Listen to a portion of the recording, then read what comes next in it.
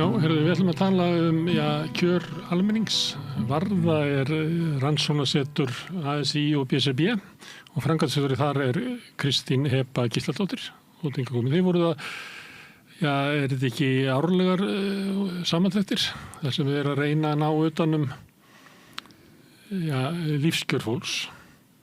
Jú, rétt. Og niðurstaðan kannski alltaf svo sama að það sem að dregur niður lífskjör fólks helst til dæmis börn og það að vera einstætt foreldri eiginlega og að vera venjuleg launamanneskja, það eiginlega bara ekki hægt. Nei, það alltaf að teiknast hansi dökkmynd upp á stöðu margra hópa. En við vorum sérst að birta í dag skýrslu stöðu barnafólks á Íslandi og þá félagsfólks innan aðildafélaga ASÍ og BSRB.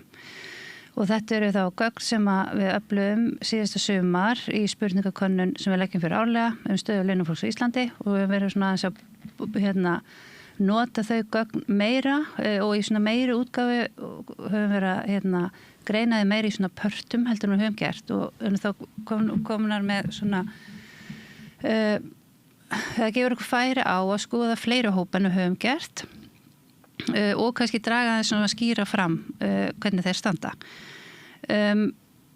Það var fannst okkur tilvalið að gefa þessa skýrslu út núna fyrir sveitarstjórnarkosningar.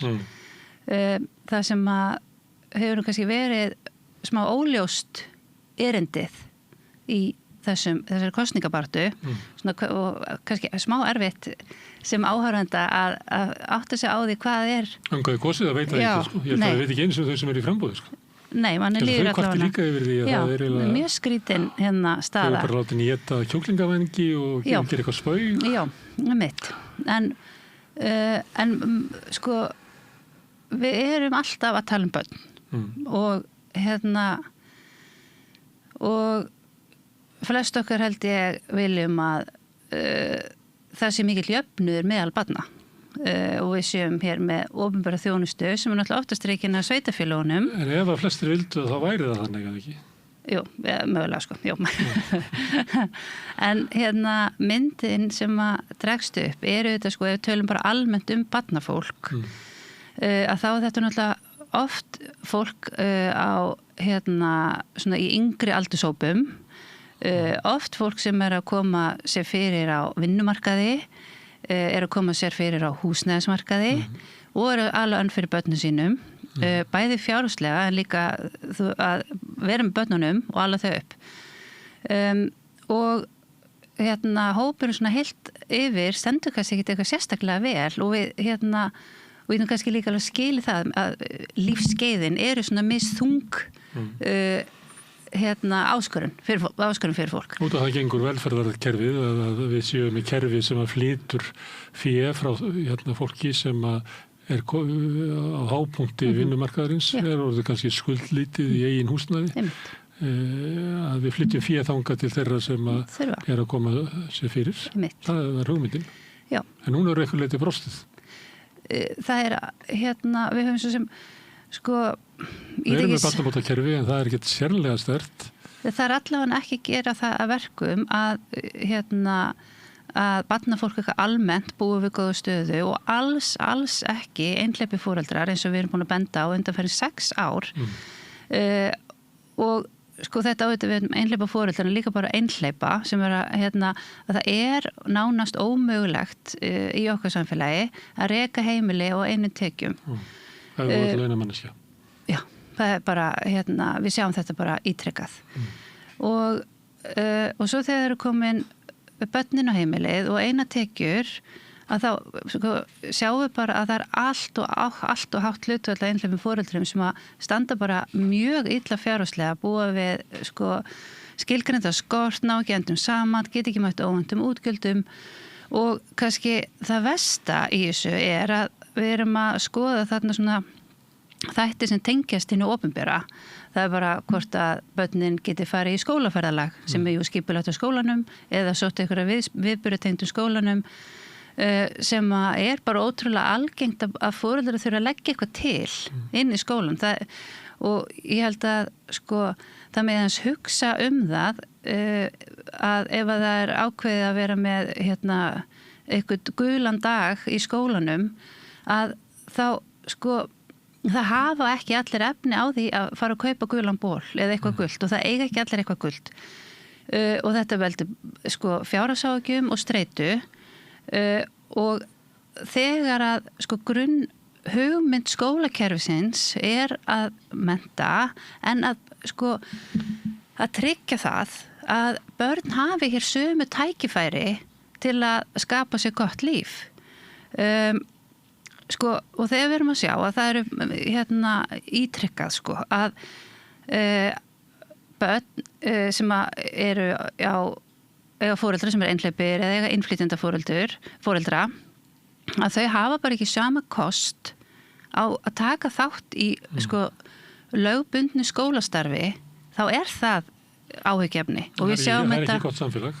Nei, varla sko. Þú átt að geta mælt hvað samfélagi gott og horfst á hvernig samfélagi fer með börn. Akkurat. Við spjöllum aðeins saman sem að vinnum fyrir þáttinn eða svona þátturinn byrjar á því að við erum að fara yfir hvað í þættinum og þá sagði ég að því að það voru oddvita umræður í Tjarnarbíó um heimildarinnar í gær og þá sagði ég að ég held að það hefði verið með því óhugsandi að þessar oddvita umræður hefðu verið til dæmis 1998 án þess að málefni einstæðra foreldra hefðu komið fyrir. Já. En það var ekki minnst á það. Nei. Og ekki síðast, ekki fyrir kosningarnar síðast. Nei. Þrátt fyrir að þið séu í 6 ár búin að draga það fram að þetta mjög alvarleg staða. Já. Þú veist, það er ekki plan samfélagsins að þetta ekki bara næstuð í helmingur? Nei, 6 af hverjum 10 sem get ekki mætt óvæntum útgjöldum og með henn og endum saman. Já. Fjórðungur sem hefur ekki efna á... 60% áttu erfiðleikum menn á endum saman af einstæðum foreldrum. Og sko fjórðungur sem hefur ekki efna á sko frístund fyrir börnin sín. Það alveg augljóst að við þurfum að hafa annarkvort verður við að bara hækka laun almennt í samfélaginu, í vonum að það haldi að verðlega ég held ekki, eða þá þurfum að búa til eitthvað stuðningsnett til þess að tryggja það að börn einstæðra foreldra verði ekki einhvern veginn utakars. En það er enginn að tala um þetta. Nei og þetta er sko alveg sammálegur og þetta reyndar verið líka mjög oft rætt á mínum vinnustað.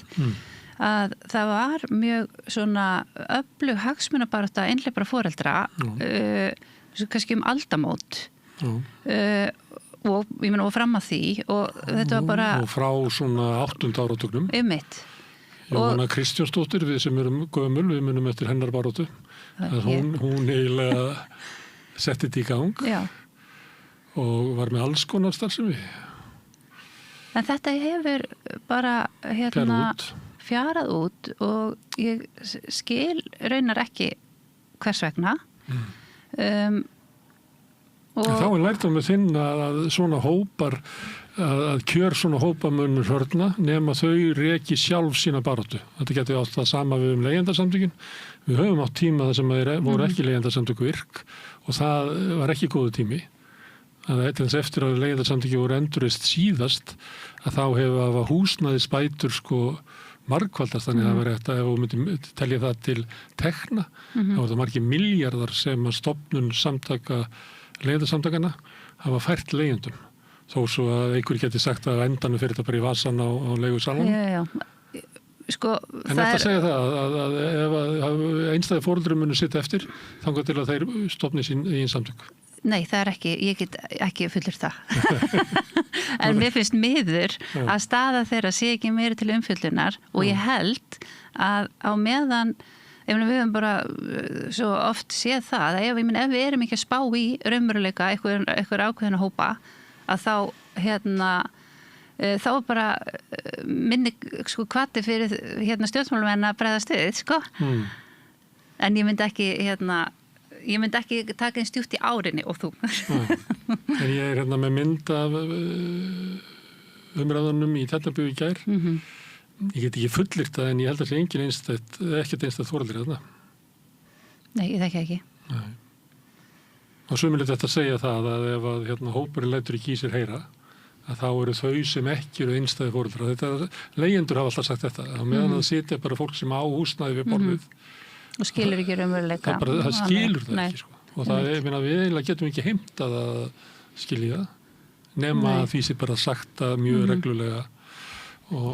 En ég er enda bara, hef nú held ég almennt bara ágætist trú á fólki og ég held að, ég meina, þrátt fyrir að ég sé ekki einhleypt foreldri, að þá get ég alveg vel ímynda mér það að það væri mjög strempið að reka mitt heimili og sjá fyrir mínum 2 börnum með einum tekjum.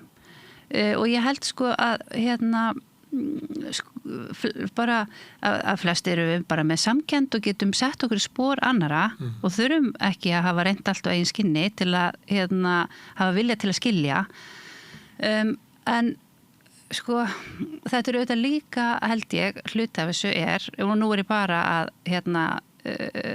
draga ályktanir, að fjölskyldugerðin hefur á þessu sama tímabili breyst rosalega mikið.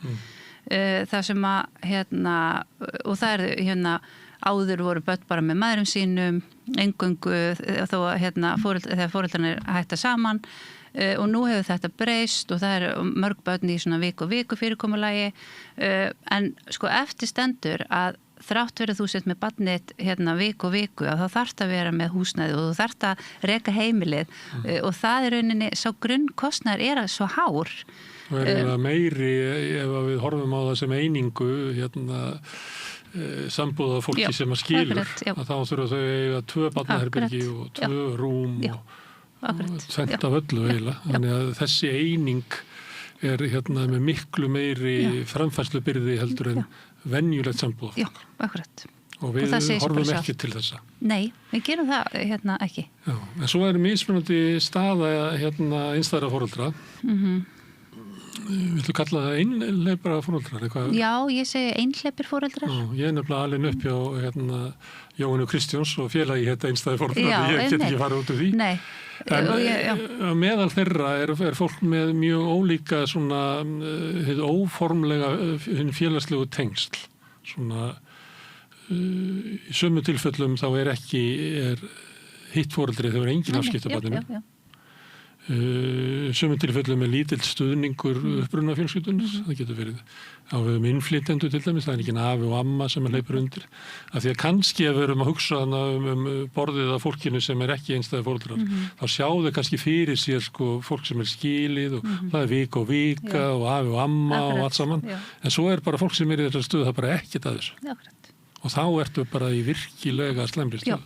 Og það er við erum ekki mikið uppfært hugmyndir okkar fjölskyldunar, held ég, með við breyttan veruleika og sérlagi eins og nefnir innflytjendur sem er ekki með og afa á kantinum sem geta hoppað inn í og við erum auðvitað líka alltaf, höfum líka séð í okkar rannsóknum að tekjulágur hópar eru líka í raunina frá fjárhagslega framfærslu oft frá fjölskyldunni og sem eru auðvitað bara alls ekki sjálfgefið og alls ekki raunveruleiki sem fólk býr við eitthvað almennt.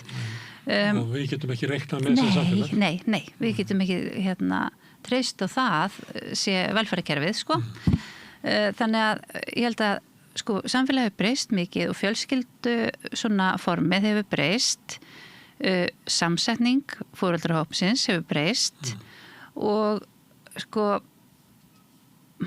það er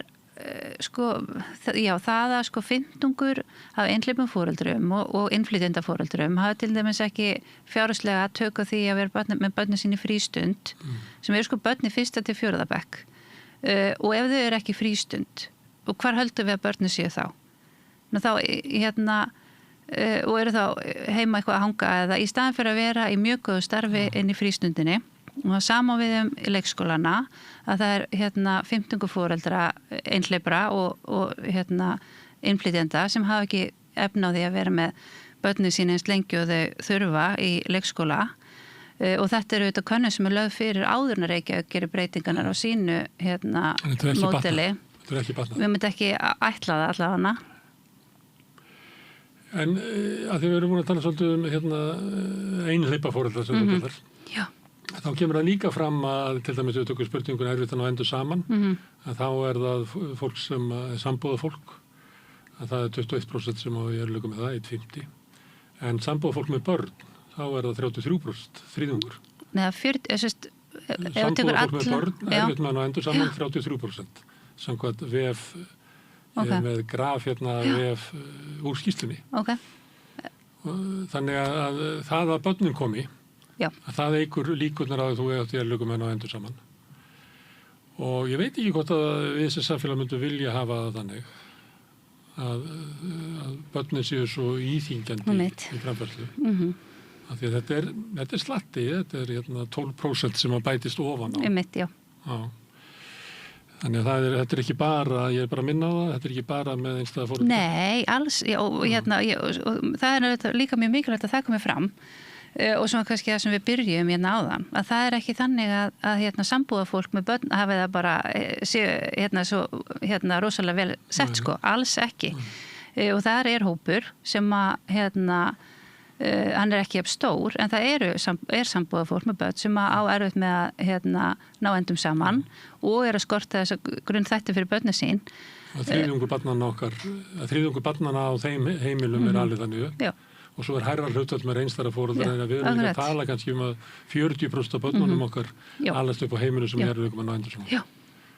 Þannig að sem að bendi til þess að stuðningur við barnafólk hefur brostið. Eitt sem er með dettur í hug, ég veit ekki, þú kannast við það að það hafi verið bent á það bara í okkar heimsluta, að það hafi verið breytingar í samfélaginu, í skattkerfinu og velferðarkerfinu og öðru slíku sem hefur leitt til þess að kannski eldra fólk sem að nýtur eigna sinna, eða þess er í skuldlausu húsnæði og fleira, það hefur verið miklu betur heldur en áður. En munurinn á kjörum barnafjölskyldnanna og kannski fólk svona síðustu árum starfsafinnar, að það hefur aukist í okkar heimsluta. Þannig að það hefur ekki verið sami bati í kjörum barnafjölskylda og hefur verið svona velsettu fólki sem að við ekki sjáum túristana sem eru á Íslandi, þetta er yfirleitt meira og minna fólk svona á 70 og áttræðisaldri sem að skuldar ekkert og nýtur góðra lífeyrisréttinda eða er ennþá á háum tekjum og það er sama í túrism út úr allan heim, þetta er meira og minna svona fólk á meðan að þú sér þetta í tónleikum sem eru haldnir í Hörpu, að það eru bara hljómsveitir sem sló í gegn á meðan að fólk sem er 70 í dag var ungt, en það kemur enginn sem að unga fólki hefur áhuga á, að því unga fólki hefur ekki áhuga á að kaupa 15.000 króna miða inn í Hörpu. Þannig að við sjáum þetta í svo mörgu í samfélaginu. Ég er bara að benda á þetta því að við okkur hættir oft til þess að bera saman við barnabæturnar eins og voru og við sjáum, jú, þannig er eitthvað svona hrörnun, en við tökum kannski ekki eftir því hrörnunni sem er hann á bakvið, sem er að bara fólk er skuldúra þegar það er ungt, húsnæðiskostnaður er þrefaldur miðað við það sem hann var kannski fyrir 20 árum. Vinnumarkaðurinn er svona, það er lengri leið inn á hann, þú kannski færði ekki alveg sömu réttindi þú byrjar í upphafi, já kannski meira við löndin í kringum okkur en er byrjað að sjást merki á Íslandi. Þannig að það væri nú kannski gott að fá svona almennilega umræðu stöðu barnafjölskyldna og einstæðra foreldra. Í ljósi þeirra miklu breytingar sem hafa verið í samfélaginu kannski á síðustu 20-30 árum. Því að líklega er munurinn miklu meiri heldur en bara það að skoða barnabætur og vaxtabætur og það. Og námslánin sem eru náttúrulega miklu dýrari. Já, ég bara átti nýlega í mjög skemmtilegum umræðum þetta og ég meitt svona og kynslóða, bilmilli kynslóða. Og ég held að stór hópur af þeim sem eru núna barnafólk og þetta eins og í þessari skýrslu erum við bara að skoða fólk sem er með börn í leikskóla og grunnskóla. Það eru þetta stór hópur fólksins sem er að koma inn á mjög, mjög dýran húsnæðismarkað. Og á sama tíma er allan svona tilfinningin að það sé verið svona drægi úr velferðinni og það er ákveðin svona markasvæðing á ekki börnum, en því sem tengist börnum og þannig er til dæmis að tala tómstundir og mér líður allavega hana eins og þetta hafi ekki verið alveg svona, ég meina tómstundir voru bara ekki fyrir svona ung börn eins og er í dag, það var ekki svona margar tómstundir sem og finnst mér svona, ég tala bara út frá einhverju tilfinningu og reynslu. Við fórum náttúrulega bara út að leika. Já, rætt, við fórum út að leika og kannski einni íþrótt. Það sem helst vantar í dag, það er þess að leiktími sem ekki undir umsjón fullorðinna. Það er það sem börnunum okkur vantar mest. Frelsi og fá að vera, fóta sig sjálf. Það við finnum bara útrússu við börnin. Já. En þannig að það er við finnst við svona hafa leyft markaðsöflunum að taka svolítið yfir hluta af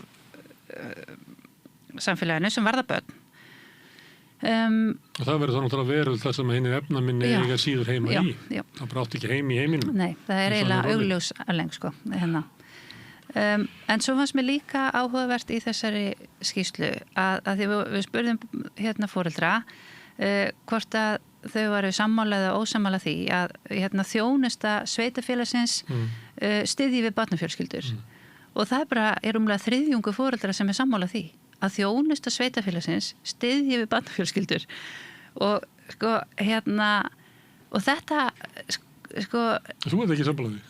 Jú, inni í mér, ég hefði svarað að ég veri ósammála því að þjónusta sveitafélagsins styðji við barnafjölskyldur. Já, þú hissa yfir því að þó þriðjungur segi já. Ég er hissa því, ég meina þetta er eina það er svo stór partur af þjónustu sveitafélagana sem snýst í rauninni þjónustu við börn.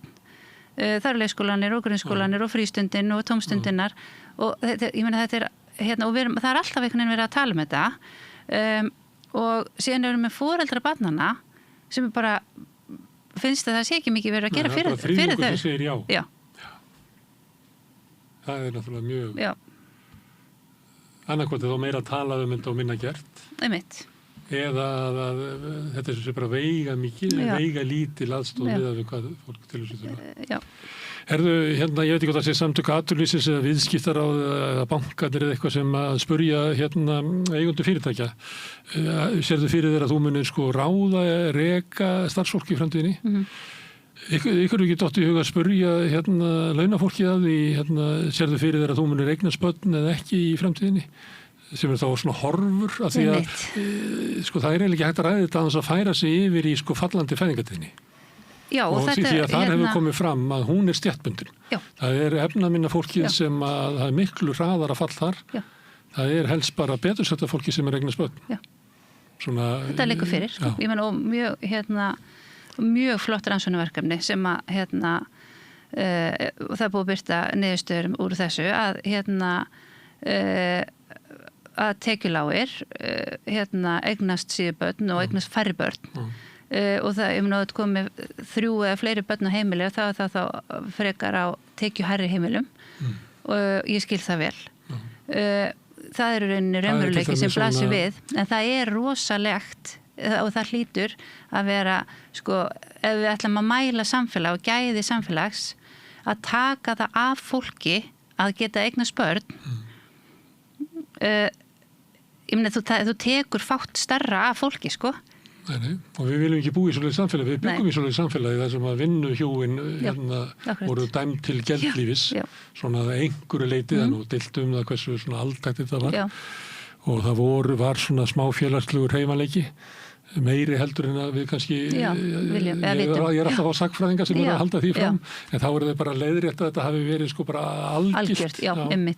En við erum bara nýsloppin út úr svoleiðis samfélagi og við viljum alltaf fara þangað aftur. Nei, valla.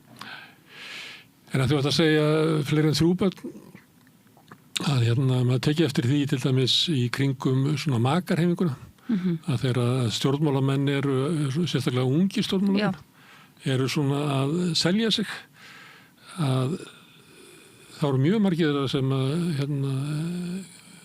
fjölskyldumyndin eru 5 og 6 og 7 börn. Einhver leiti er þetta svona kristið en einhver leiti held ég þetta sé stéttatengt. Þetta er svona svipað og einu sinni var bara ríka fólki sem gat verið feitt og þá vildi það vera feitt.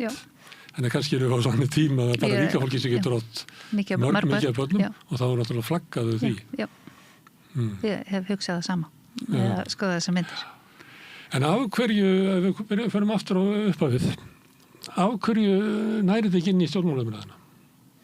Það leit svoleiðis út til dæmis í 17. kostum í Reykjavík að það myndi allt snúast rekstur. Það var Miðflokkurinn, Sjálfstæðisflokkurinn og Viðreisn vildu það, en ég held að þau hafi lært að það hefur ekki áhuga. Nei, einmitt. Þannig að þessum erum við kannski með kosningabarátuna í algjöru limbó einhvern veginn, að veit enginn hvað hún er. Þess að upplægi sem að margir lögðu af stað með er ekki að virka. En á hverju, mér myndi finnast það að vera svona eða augljóst að þú ætlar að laga samfélag þá byrjar að laga stöðu þeirra sem hafa það verst. Þú byrjar að laga það sem er bílað. Það ekki. Þú byrjar ekki að mála bílinn, þú bara lagar eitthvað í mótornum sem virkar ekki. Já. En stjórnmálaumræðan okkar er ekki alveg þarna. Sko. Það reynda að vera alveg með ólíkindum í rauninni að hlusta eða fylgjast með aðdraganda þessara sveitarstjórnarkosninga. En ég hef og hún er kannski sko út af fyrir sig er hún svona eitthvað svona ein birtingamynd af stærri vanda eða víðari mynd sko. Ég held að mér finnst stundum eins og við verjum miklum tíma í lítil og smá mál sem að eru svona upphlaup ykkur með en litlum tíma í hugmyndafræði svona stórar hugmyndi þar sem við þorum að leyfa okkur að hugsa að það sé mögulegt að breyta hlutum hlutin gætu verið öðru sem þeir eru í dag. Við getum byggt stórkostið samfélag. Já. Og mér var nú í aðdraganda 1. maí var ég nú aðeins að undirbúa mig að því ég var með ávarp á þeim degi og var aðeins að svona skoða söguna og var að skoða þarna aldamótakynslunum 1900 sem er sko fólk sem að margt bara er í mjög bári stöðu. Ég meina það er ekki mikil efni í íslensku samfélagi en sko stórhuga kynslóð þegar kemur að breytingum og hugmyndum hvað var framkvæmanlegt og ég meina og maður velta fyrir sig hversu sko raunsætt fólk hafi upplifað þessa sýn sinna á betra samfélag á þeim tíma og ég hugsaði svo mikið það hvað sko stundum er umræðan svo smá og það er allt í lagi að láta sér dreyma en við erum auðvitað mikil krafa einhverju bara svona rökvísi og og að berja hugmyndir út af borðinu af því að það er svo margt sem er ekki hægt einhvern veginn í staðan fyrir að leyfa sér aðeins að halda áfram með það og bjóða upp á aðeins skýrari sko framtíðarsýn með sko alvöru svona alvöru áfangastað sko. Kannski jákvætt að við sem að stefna að einhverju sem við viljum í staðan fyrir að við verja okkur einhverju sem við óttust. Já.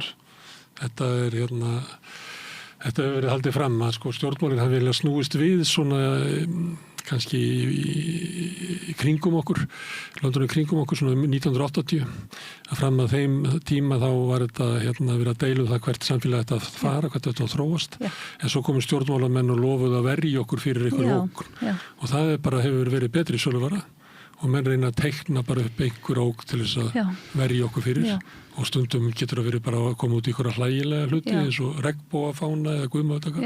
Og egna saman mismunandi hópum og það var alltaf verið einhver ógn sem bara viðkomandi stjórnmálamaður getur bjargað okkur frá þó svo að séu kannski ekki eins og rök fyrir henni. En ég hef líka heyrt fólk tala það það árum áður þegar samfélagið var fátækara þá gat fólk hugsa stærra. Til dæmis ríkisstjórnin 27 sem er ríkisstjórnin Framsóknarflokksins sem er kannski svona fyrsta skipti sem að með stuðningi alþýðuflokksins þar sem að koma alþýðurhreyfingarnar, samvinnuhreyfingin og verkalýðshreyfingin saman sem að gera mikla breytingar að þau setti í gang skipulagningu héraðsskólana það hefði ekki verið þau voru setti í gang uppbyggingu Landspítalans sem er fyrstu skref Íslendinga í heilbrigðisþjónustu og þau settu náttúrulega vökulögin og alls konar svona til þess að venda fólk líka þjóðleikhús og ég meina þetta hefur verið bara að rifja upp stefnuskrá þessari ríkisstjórnar held það og spurja aðra stjórnmálamenn í dag og ekki þessi naumhyggja hugans sko, að það megi ekki verja fé í menningu og listir. En þá þurfum við kannski að breyta því sem að þú ert sammála Halldór Laxnessum að Íslendingum hætti til þess að deila linnulaust smáatriði og þegar einhver dregur fram kjarnamálsins að þá verðum við alveg kjafstopp. Þetta er mjög gott. Hann sagði það. Herðu, en þetta er það er að hamra járnið. Já. Þannig að það er mjög gott að fá þetta. Ég hef verið að dreifa aðeins svona á Facebook svona hluta á gröfunum úr þessu og ég sé að þetta vekur umræðu og við hefum nú eitthvað eftir að umræðinu fyrir sveitarstjórnarkosningarnar. Ég ætla að spyrja stöðu einstæðra foreldra. Já, og barnafólks. Og barnafólks almennt, já. Herðu, en Kristín Heba, alltaf gaman að fá þig hingað, kæra þakkir. En við höldum áfram hérna við Rauðaborðið, við erum alltaf að skilja heiminn og samfélagið og okkur sjálf, næsti kaflir eftir augnablik. Öflug verkalýðshreyfing er lykillinn að öflugu samfélagi. Alþýðusamband Íslands samstillt barátta í þágu launafólks í meira en heila öld.